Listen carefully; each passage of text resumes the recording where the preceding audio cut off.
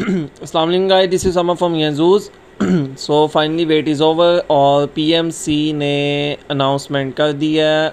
आज उनके वीपी की मीटिंग भी थी जिसमें उन्होंने एमडी कैट के बारे में एनएमडी कैट के बारे में बहुत सी चीज़ें बताई और अब पीएमसी ने अपनी साइट पे सिलेबस भी जारी कर दिया है।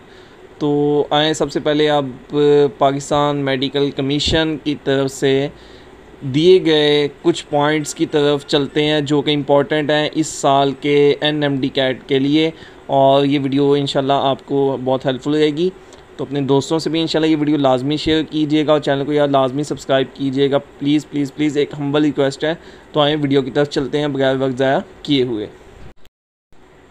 तो गाइस सबसे पहले पाकिस्तान मेडिकल कमीशन की तरफ से दिए गए सिलेबस की तरफ चलते हैं बॉस।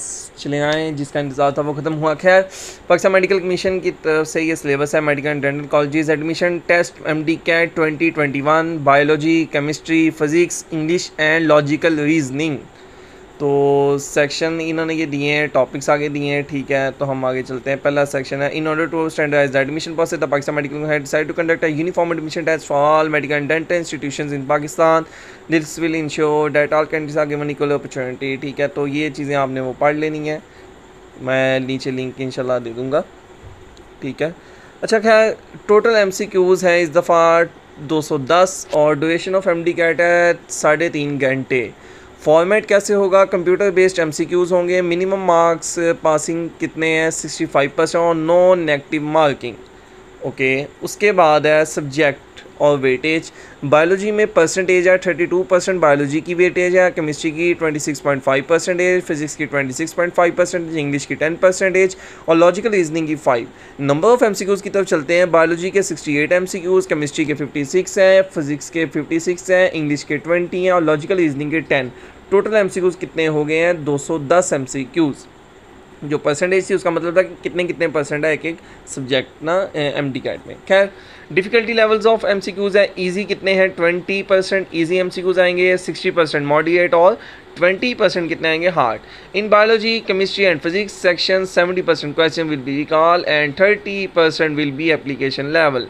अच्छा जी, आई थिंक इसका मतलब है कि रिकॉल का मतलब कि जो रट्टे आपने मारे होंगे यहाँ जो बुक के अंदर से ही कुछ लाइंस होंगी, ऐसा होगा। और 30% एप्लीकेशन लेवल के होंगे कि जहाँ हमने पुट करना होगा। रिकॉल का मतलब कि कोई सिंपल चीज़ें होंगी कि वहाँ एप्लीकेशन का यूजेज नहीं होगा। लाइक कोई न्यूमेरिकल हो सकता है, ऐसा कोई हो सकता है। एप्लीकेशन का मतलब है कि जहाँ आप अप्लाई कर सकें ना उस चीज़ को, मतलब कोई थ्योरी या लॉ है वो कहीं अप्लाई होता हो। तो इस साल ज़रा डिफरेंट आ रहा है। बायोलॉजी की तरफ जाते हैं तो content list for biology, biodiversity है, बायोएनर्जेटिक्स है, बायोलॉजिकल मॉलिक्यूल्स है, structure and function, coordination and control, nervous and chemical coordination, diversity among animals, enzymes है, एवोल्यूशन है, life process in animals and plants, nutrition, gaseous exchange, transport है, prokaryotes है, reproduction है, sport and movement है, variation है, genetics, inheritance है। Learning objectives for biology वो आपने देख लेने हैं, ठीक है। ये सिलेबस के अंदर मैं ऐसे वीडियो लंबी हो जाएगी तो आप ये चीज़ें मैं लिंक दे दूंगा नीचे, वो आपने देख लेनी है। मेन टॉपिक्स मैंने ऊपर रिकॉल कर दिए हैं कौन कौन से चैप्टर्स हैं, तो उससे रिलेटेड आएगा। लेकिन इस साल पीएमसी ने कहा है कि जहाँ तक मेरे इल्म में है कि वो अपनी ना मर्ज़ी से जहाँ से मर्ज़ी MCQs दे सकते हैं। वो बुक के ऊपर नहीं रहेंगे, वो बुक के बाहर से भी दे सकते हैं। क्या हम ये ज़्यादा आगे हैं आई थिंक।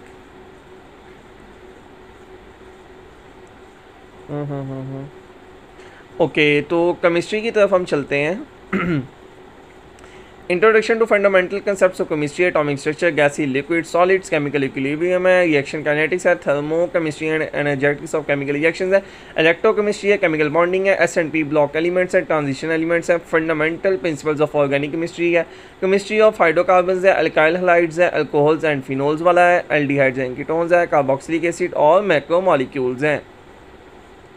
ओके, अब फिजिक्स की तरफ आए तो force and motion, work and energy, rotation है, सर्कुलर मोशन, वेव्स है, थर्मोडायनामिक्स है, इलेक्ट्रोस्टैटिक्स है, क्वांट इलेक्ट्रिसिटी, इलेक्ट्रोमैग्नेटिज्म है, इलेक्ट्रोमैग्नेटिक इंडक्शन है, इलेक्ट्रॉनिक्स है, down of modern physics, atomic spectra और न्यूक्लियर फिजिक्स। बाकी इनके जो लर्निंग ऑब्जेक्टिव्स हैं वो आपने बहुत खुद ही सिलेबस से देख लेने हैं, ठीक है। तो इंशाल्लाह आपको ईजी रहेगा ऐसे जब आप सिलेबस पढ़ेंगे। बाकी मैं बताता हूँ इंशाल्लाह वीडियो के अंदर कि बाकी जो इसके मेन पॉइंट्स हैं। इसके अलावा मैंने प्रिपरेशन के ऊपर कैसे आपने प्रिपेयर करना है, ठीक है, टाइम कैसे वो करना है, टाइम टेबल आपने डेली का कैसे बनाना है। एफएससी वालों के लिए खासकर भी मैंने वीडियोस बनाई हैं, तो वो आपने लाजमी देख लेनी है। मैं इसके अंदर नीचे वो लिंक भी डाल दूँगा इंशाल्लाह ताला।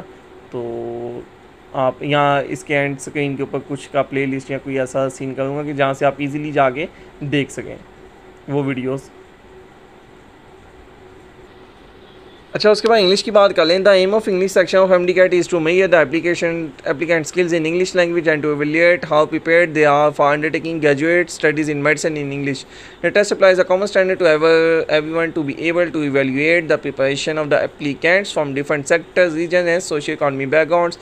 The benchmark for the test have been developed in the light of syllabus used in high secondary and CIA. And since the students who take the MD-CAT come from a wide range of education content, the test comprises items that may be applied to a broad band of language competence that are not exclusive to one particular type of syllabus। के ये उनका मतलब है world wide क्या दिया कि nation wide आपने उन्होंने वो लेने हैं इंग्लिश की भी चीज़ें।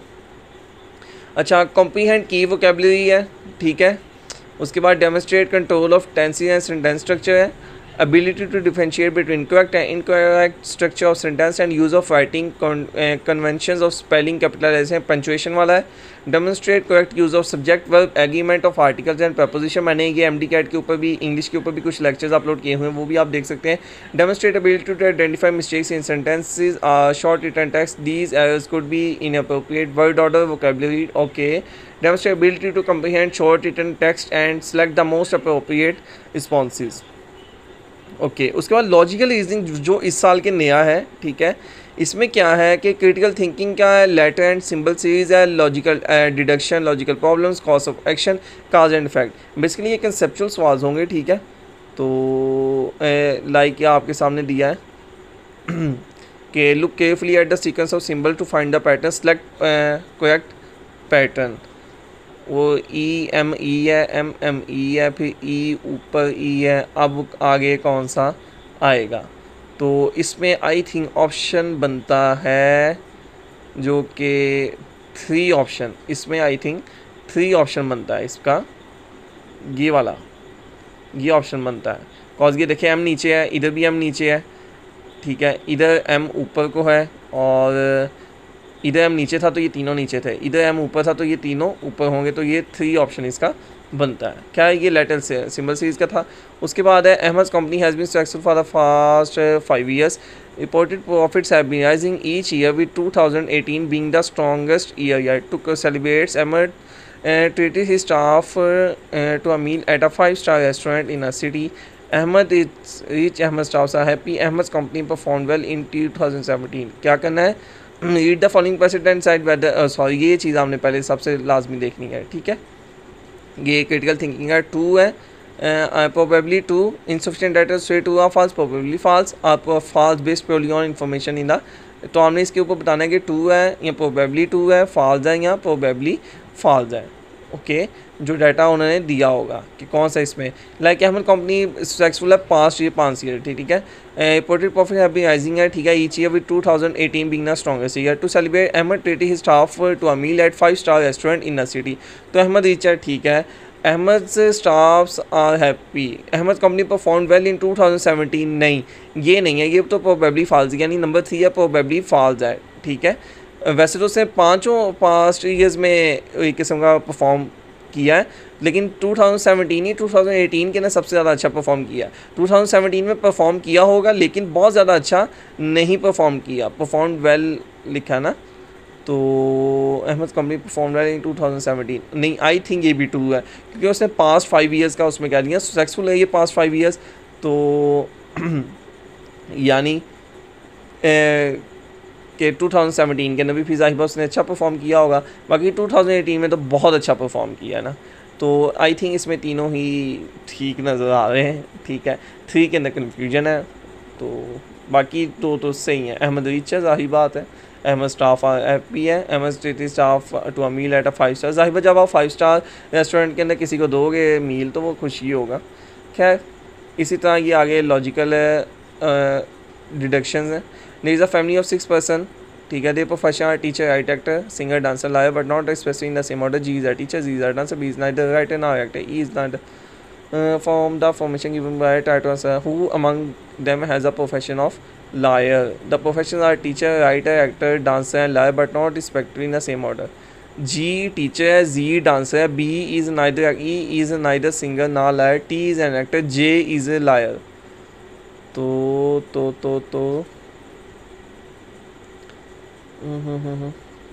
from the information try to answer the following. Who among them has a profession of liar? It is a family of 6 person in the same order. G is a teacher, Z is a, B is neither writer nor actor, E is neither singer nor liar. E तो इसमें से निकल गया ना क्योंकि वो है ही नहीं। उसके बाद बचता है टी एक्टर है, टी भी निकल गया।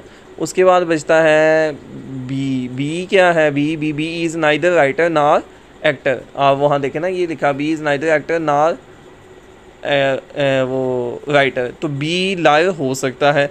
उसके बाद है आई है या जे है, तो अगर तो जे है तो फिर जे इज़ अ लायर, वो तो सिंपल जे वाला लायर आ जाएगा ना, ठीक है। तो who among has the profession of liar, तो अगर वो जे ना हो तो फिर बी इसमें से बनता है क्योंकि वो फिर बी हो सकता है।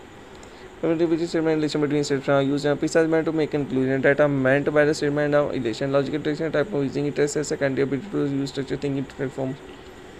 खैर बाकी आप भी देख लीजिएगा। Lively is a song, no song is compose. उसके बाद लॉजिकल प्रॉब्लम्स हैं, उसके बाद कोर्स ऑफ एक्शंस हैं, काज एंड इफेक्ट है। ये आप तसल्ला से जिसे कहते हैं ना, देख लीजिएगा। तो आप आगे इसके इंपॉर्टेंट पॉइंट्स के ऊपर चलते हैं कि क्या पॉइंट्स हैं और कैसे ये सूरत हाल है।